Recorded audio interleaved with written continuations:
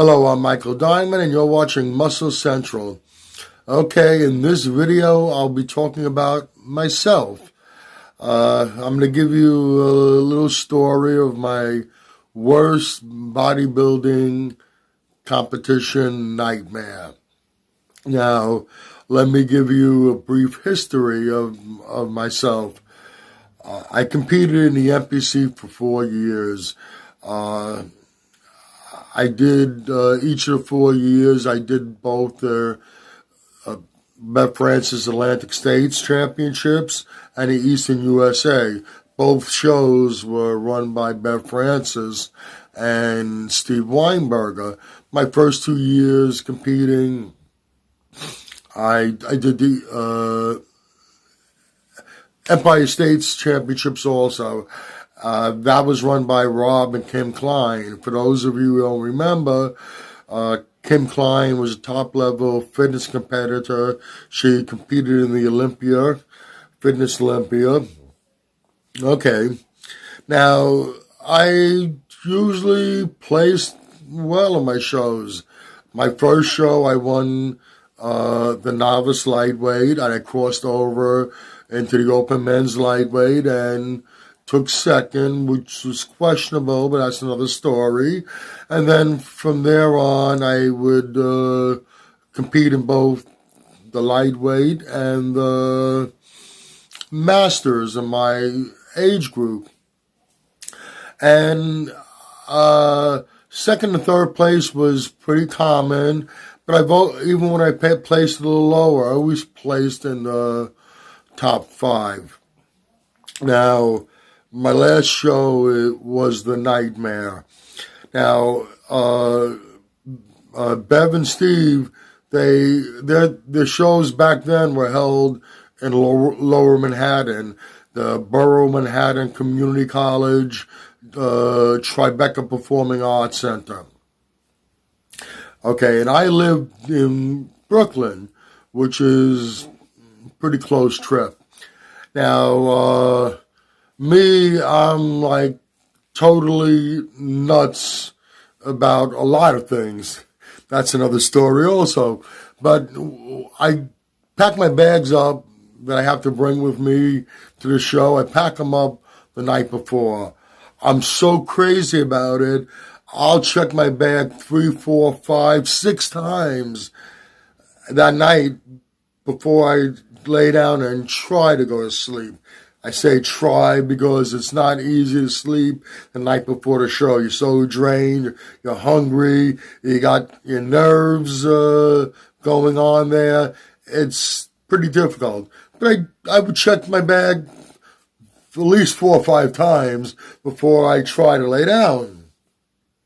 I get up, go through my bags 2, 3 more times before I leave to go to the show. Make sure I forget nothing. And I usually brought more than what I needed to bring anyway, but I was so crazy I had to check my stuff so many times. Okay, get in the car, drive into Manhattan, and I get in there early enough where I can find free parking a couple of blocks away from the MCC. Park my car, walk over to the center, get online, waiting online to sign in and everything. Finally get up there, and Bev Francis is there signing people in. Signed in, and they direct me to go to weigh in. Now at this point in time, I wear a full set of dentures, upper and lower. Back then, I just wore partials. Well, I start to walk to go back and weigh in, and me, the one who had to check my bag a dozen times between the night before and this morning, forgot to put my partials in my mouth. Now, I mean, looking back on it, it probably wouldn't have made much of a difference. Up on stage, I don't think anybody would have noticed it, but it bothered me. I went into a major panic. I ran back to my car. I flew back to Brooklyn. Now I'm on a Belt Parkway in Brooklyn, headed back to my house. Had to be going 90 miles an hour. Luckily, I wasn't pulled over. Get home, get my teeth in my mouth, rush back to Manhattan, and sure enough, I can't find a spot anywhere near the Performing Arts Center. I end up parking about 15 blocks away, and I finally get back there and I weigh in. Now, I weighed myself at my house initially before I left, so I knew what I weighed. And when I got on the scale at BMCC for the weigh-in for the show, I was about 5 pounds less than a couple hours earlier that morning. Now, keep in mind, we're dehydrated already from the preparation going into the show. I must have lost 4 or 5 more pounds of fluid through that whole spectacle I went through, and I was way too dehydrated. Now, I never bothered talking to anybody at the show about what happened, which I should have. In hindsight, definitely should have, because I remember in the athletes' meetings, they used to say to us, if there's any problem, come to somebody back here, and we'll be glad to help you. Well, I got back to the BMCC, weighed in, got on stage. Now I'm way too dehydrated, and every pose I try to hit, my body starts to lock up on me. I can't hold the pose for more than a second or two, and I have to release it and try to hold it again. Needless to say, I didn't place that well. I came in 8th place. Now, afterwards, I'm backstage in the pump room where they're sending the competitors out to go on stage, and I talked to Rob Klein back there, and he's the one back there sending the competitors out, and he asked me, because I've been competing in a bunch of the shows, they're all familiar with me, he asked me how did it go out there, and I said, not too well.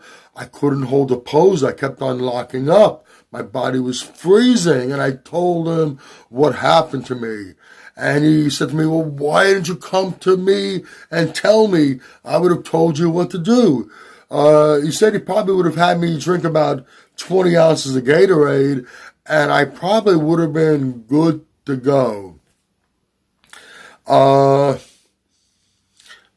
With everything going on, all the excitement, all the tension, the craziness going on inside my head over the stupid mistake that I made, never thought of going to anybody and trying to get advice on what I should do. That ended up being my last competition. It wasn't because that left a bad taste in my mouth. It was more personal things. At that time, my mom's health was declining, and I had to spend more time taking care of her. I've had back issues since I was 17. That was starting to catch up to me again and give me a lot of problems. And I enjoyed competing. It was fun getting on stage. But initially when I competed, I also wanted to see how far I can possibly take it.